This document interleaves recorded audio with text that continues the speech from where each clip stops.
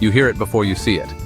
A sizzle, a sharp rhythmic chop on a worn wooden board, the murmur of a line forming on a crowded sidewalk. Then the smell hits you. It's a cloud of 1,000 good things. Charred meat, toasted spices, the sharp punch of raw onion, the warm, comforting scent of bread hitting a hot griddle. It's the universal call to eat, right here, right now. This is the world where the best food often lives, not under fancy lights, but under the open sky. And in the middle of it all is that one perfect handheld meal. You know the one I'm talking about. It goes by many names: a taco, a shawarma, a gyro, a kati roll. But the idea is pure genius in its simplicity. It's a vessel, flatbread, warm and pliable. It's a filling, savory and satisfying. It's a topping, fresh, crunchy, or creamy. It's a complete meal you can hold in one hand, born from necessity and perfected by generations of vendors who know exactly what their neighborhood craves. It's not just food, it's the lifeblood of the street, a taste of a place in a single, glorious bite. Let's talk about smell, because that's where it all begins. It's the first handshake, the first promise of what's to come.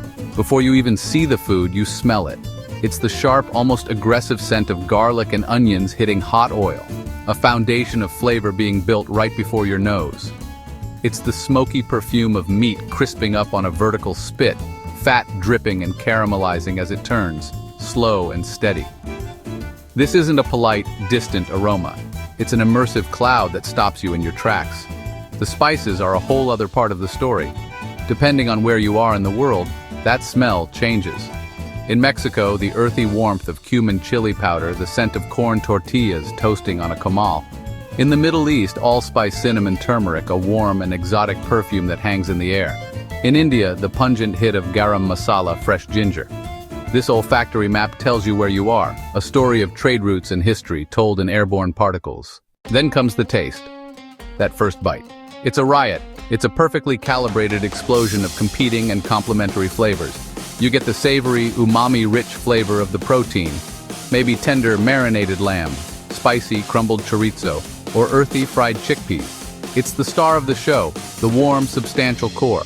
This is the flavor that satisfies the deepest, most fundamental kind of hunger. But it's never just about the savory. A great street wrap is all about balance. That richness is immediately cut by something sharp and acidic. A generous squeeze of fresh lime, a sprinkle of pickled red onions, a dollop of yogurt-based sauce. This interplay between rich and bright makes you want another bite. Then there are the herbs.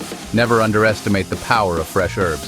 Cilantro, fresh mint, parsley, chopped fine. These aren't just a garnish, they are an essential ingredient, a burst of life that adds a top note. Each bite can be a different experience. One moment you get a mouthful that's mostly meat and warm bread. You eat with your eyes first, they say, and this dish is a beautiful mess. It's not pristine, it's not arranged with tweezers. Its beauty is in its chaotic, vibrant reality.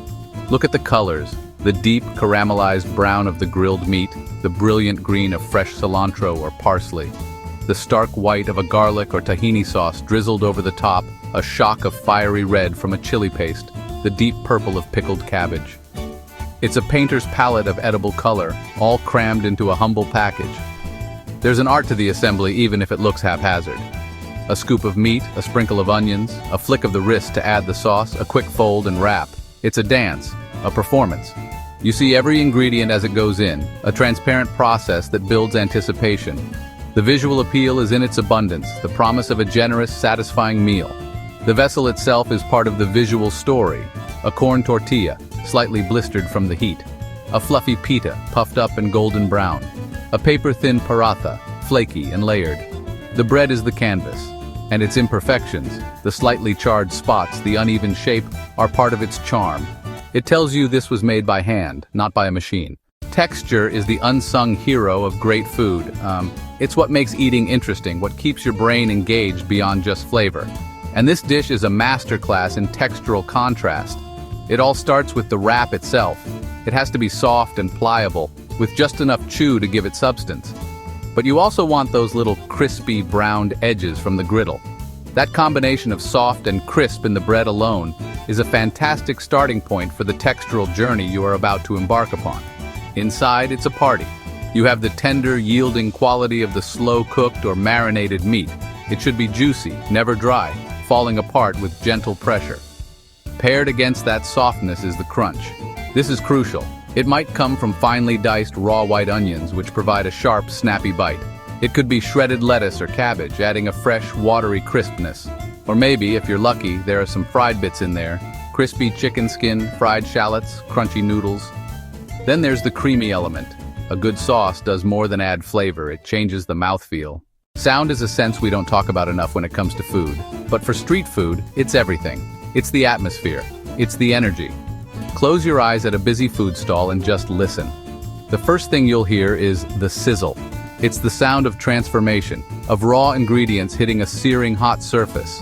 It's the sound of flavor being created. A sharp, aggressive hiss as meat hits the griddle. A lower, steady sizzle as vegetables soften in oil. It's a sound that promises warmth and deliciousness. Then there's the percussion section. The rhythmic clang of a metal spatula against the flat-top grill, chopping up meat, mixing it with onions and peppers. The steady, rapid-fire thwack, thwack, thwack of a sharp knife on a cutting board. Dicing herbs, dicing vegetables with practiced speed. You might hear the clatter of tongs grabbing a piece of bread, or the hollow thud of a lid being placed back on a container. These are the sounds of work, of skill, of food being made right now, just for you. The human sounds are just as important. There's the vendor calling out an order, or shouting a greeting to a regular. There's the low hum of the crowd. This dish is nothing without the person who makes it. Street vendors are some of the hardest working people in the food world. Shopping for the freshest ingredients, chopping vegetables, mixing sauces, and preparing meats according to recipes that are often family secrets, passed down through generations. They are chefs, business owners, and pillars of their community, all operating out of a space that's often no bigger than a closet. Their skill is in their hands. Look at their hands. They move with a fluid, confident grace that comes from years of repetition. They know the exact temperature of the grill by feel. They can portion ingredients by sight, never needing a measuring cup. There's an intimacy to it. The hands that take your money are the same hands that make your food. In an age of industrialized, faceless food production, this direct connection is powerful.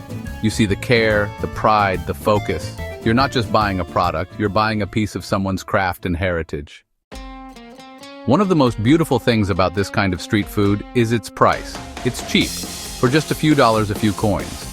You can get a hot A filling, an incredibly flavorful meal. This isn't a small detail. It's fundamental to its identity. It makes good food accessible to everyone, regardless of income. Student, construction worker, office clerk, tourist. Everyone can afford it. This democracy of flavor is the culinary heart of a city. It's the great equalizer. It's also about convenience. No table, no silverware, no reservations. Grab it on your way to the subway. Eat it on a park bench during your lunch break.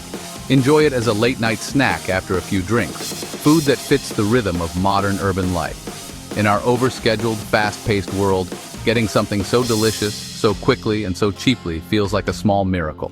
But the real reason we keep coming back is the people. So why do we crave this dish? It's because it delivers on every level. It engages all five senses in a bold and direct way. Sight, smell, taste, touch, hearing. It's a perfect storm of flavor, texture, and aroma. It's a meal with a story, a history you can taste. It's a testament to ingenuity, simple ingredients and limited space. It is, in short, honest.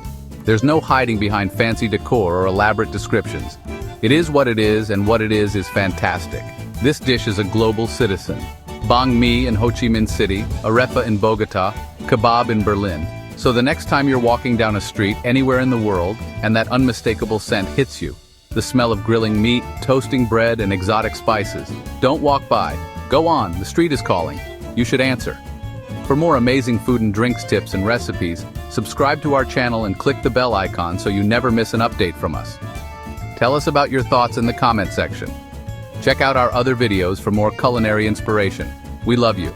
Until next time, keep cooking, stay adventurous.